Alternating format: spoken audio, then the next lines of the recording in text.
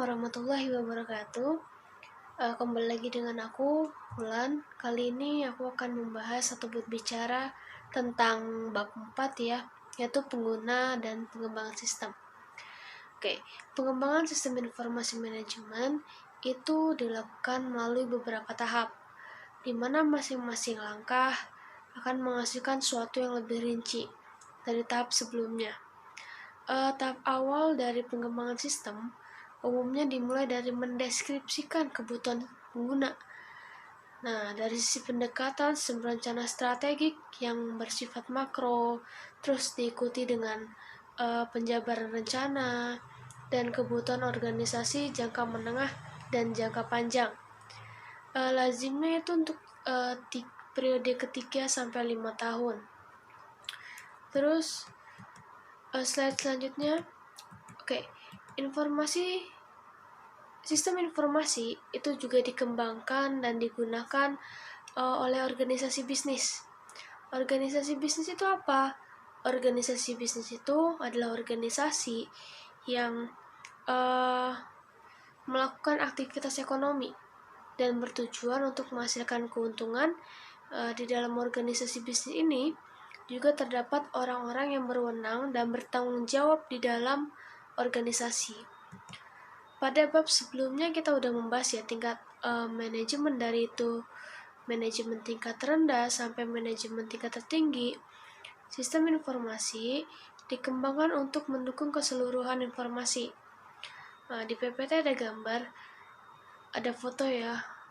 Di sini dimaksud dari semua sistem, baik itu dari sistem pemasaran, produksi, keuangan, SDM, sumber daya informasi, itu ditujukan untuk memenuhi kebutuhan informasi dari manajer eksekutif dan akan dialokasikan ke berbagai area fisik perusahaan atau anak perusahaan global. Oke, slide selanjutnya di sini adalah organisasi layanan informasi. Sumber daya informasi itu terdiri dari hardware, software, spesialis informasi. Nah, spesialis ini akan terdiri dari beberapa lagi ya. Pengguna, fasilitas, basis data, dan informasi. Kita akan membahas sedikit ya tentang spesialis informasi. Spesialis informasi ini menggambarkan karyawan yang bertanggung jawab. Karyawan yang tanggung jawab utamanya itu adalah memberikan kontribusi atas tersedianya sumber daya informasi yang ada di dalam perusahaan. Nah, tadi kata saya bilang spesialis informasi itu terdiri dari beberapa bagian. Itu ada 5 bagian. Oke, yang pertama ada analis sistem. Analis sistem ini bertujuan untuk bekerja sama dengan pengguna untuk mengembangkan sistem baru dan memperbarui sistem yang sudah ada di dalam sebuah perusahaan. Terus ada administrator basis data. Nah, tugas utamanya ini untuk merencanakan, terus mengimplementasikan, mengoperasikan, dan menjaga keamanan. Terus ada webmaster. Tugasnya itu adalah bekerja sama dengan spesialis jaringan untuk memastikan bahwa jaringan komunikasi antara perusahaan dengan pelanggan itu selalu terbuka. Spesialis jaringan itu apa? Tadi ada programmer dan operator. Itu adalah spesialis jaringan. Programmer itu tugasnya apa? Tugasnya itu membuat kode akun komputer, itu mengubah data informasi. Operator tugasnya apa? Yaitu operator itu kita sendiri. Kita yang akan menjalankan peralatan komputasi itu. Oke, selanjutnya ada komputasi pengguna akhir atau end user computing. Nah, ini apa? Itu adalah pengembangan yang dilakukan oleh pengguna sendiri. EUC ini disebabkan oleh 4 pengaruh utama. Yang pertama itu ada dampak pendidikan komputer. Ya, seperti yang kita lihat sekarang, untuk di dunia pendidikan, komputer itu sudah sangat dibutuhkan ya. Yang dulunya model konvensional, sekarang udah menggunakan komputer yang disambungkan dengan internet. Yang kedua adalah layanan informasi. Terus murahnya perangkat keras komputer, dan perangkat lunak yang siap pakai. Oke, terus ada keuntungan dari EUC. Yang pertama, mempersempit jarak komunikasi. Yang kedua, untuk menyamakan kemampuan dan tantangan. Nah, yang mempersempit jarak komunikasi itu adalah mungkin tantangan dan hambatan di bidang pengembangan sistem itu komunikasi ya. Besar kemungkinan pengguna itu memahami masalah daripada teknologi komputasi. Kombinasi antara pendidikan komputer, murahnya perangkat keras, perangkat lunak yang siap pakai, itu akan memungkinkan pengguna untuk menciptakan sistemnya sendiri dan mengembangkannya. Maka dari itu tidak ada lagi kebutuhan untuk berkomunikasi. Yang kedua adalah menyamakan kemampuan dan tantangan. Karena pengguna itu sudah dapat mengembangkan sistemnya sendiri, maka spesialis informasi diberikan kebebasan dan berkonsentrasi ke bidang atau organisasi yang lebih luas. Dan juga spesialis informasi ini juga memiliki waktu yang lebih untuk memelihara sistem yang sudah ada.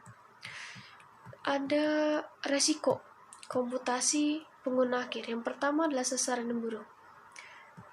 Yang kedua, sistem yang dirancang dan didokumentasikan dengan buruk. Pengguna sumber daya informasi yang tidak efisien, hilangnya integritas data, hilangnya keamanan, hilangnya kendali. Oke, di sini kita akan membahas tentang kriteria pendidikan, pengetahuan, keahlian yang dibutuhkan untuk karir di bidang layanan informasi. Oke, pengembangan sistem informasi ini itu pasti membutuhkan pengetahuan, pendidikan, dan keahlian. Pengetahuan itu bisa dapat dari mana aja, bisa formal maupun non-formal. Non-formal itu seperti otodidak. Pengetahuan ini berkaitan dengan pengembangan sistem informasi, yaitu pengetahuan komputer, pengetahuan informasi, dasar-dasar bisnis, teori sistem. Proses pengembangan sistem itu nanti ada terdiri dari langkah-langkah ya, yang diambil untuk mengembangkan suatu sistem informasi. Dan yang terakhir adalah pembuatan model sistem. Kita akan berbicara tentang keahlian. Keahlian itu bisa dipelajari secara individu. Yang pertama adalah keahlian berkomunikasi, yaitu kemampuan untuk mencapai informasi dari satu individu ke individu yang lainnya.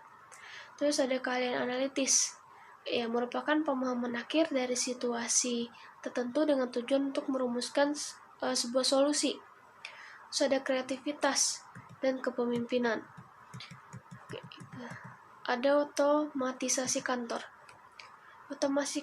Otomatisasi kantor ini adalah seperti penerapan teknologi pada pekerjaan kantor. Contohnya misalkan email, konferensi video, dan teknologi lainnya yang bersangkutan dengan kantor.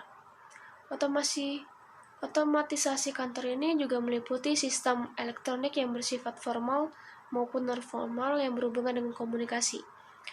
Nah, keunggulannya apa? Keunggulan itu memberikan sambungan komunikasi bagi orang-orang yang ada di dalam kantor maupun di luar kantor seperti kreditur dan sebagainya. Ada kantor maya. Konsepnya apa? Konsepnya ini pekerjaan yang dapat dilakukan di mana saja asalkan terhubung dengan lokasi tetap perusahaan. Nah, konsep ini dimulai dengan telekomuting dan disempurnakan dengan hoteling. Oke, kita akan membahas tentang telekomuting. Oke, ini menggambarkan bagaimana karyawan itu tetap pergi ke tempat kerja, tapi hanya sebatas elektronik atau maya. Keuntungannya apa? Keuntungannya yang pertama adalah fleksibilitas yang diberikan oleh perusahaan agar memberikan perhatian lebih kepada kebutuhan komunikasi.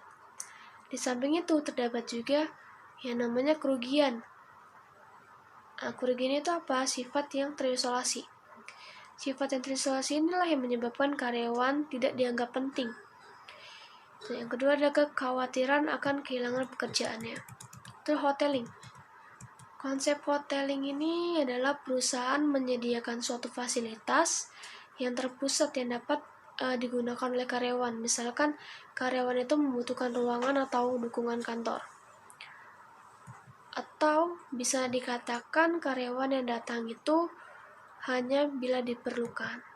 Keuntungannya apa? Pemanfaatan sumber daya dan ruangan yang lebih efektif, dan fokus yang lebih baik pada apa yang dibutuhkan untuk mendukung personel kantor.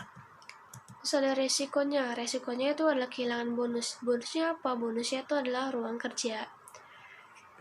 Sini ada keuntungan kantor maya. Pertama, biaya fasilitasnya rendah, biaya perawatan yang lebih rendah, berkurangnya penghentian kerja, dan kontribusi sosial. Nah, di samping ada keuntungan, pasti ada kerugian. Yang pertama adalah moral yang rendah, kekhawatiran akan resiko keamanan. Kita akan membahas lebih luas lagi tentang organisasi maya. Bisa dikatakan organisasi maya ini sebagai kantor maya yang diperluas dan dirancang sedemikian rupa supaya tidak terikat oleh lokasi fisik. Dengan organisasi maya, batasan secara geografis itu tidak diperlukan atau tidak berpengaruh. Dan organisasi maya ini sudah banyak diterapkan oleh perusahaan-perusahaan global. Keunggulannya itu pasti sama dengan kantor maya. Tetapi dia mempunyai kelemahan. Yang pertama, tidak adanya sikap kepemimpinan yang nyata, sangat tergantung dari dedikasi dan saling percaya antara anggota, timbulnya ketidakjelasan anggota, tugas, tanggung jawab, jenjang karir, dan juga tidak ada kejelasan antara hubungan atasan dengan bawahan. Oke, saya bisa mengatakan bahwa ketiga kelemahan tadi itu merupakan tantangan yang utama dalam menjalankan organisasi virtual. Oke, itu saja sekian dari saya untuk materi bab 4. Mungkin nanti minggu-minggu selanjutnya akan saya upload tentang bab seterusnya. Bila ada salah kata, mohon dimaafkan. Wassalamualaikum warahmatullahi wabarakatuh.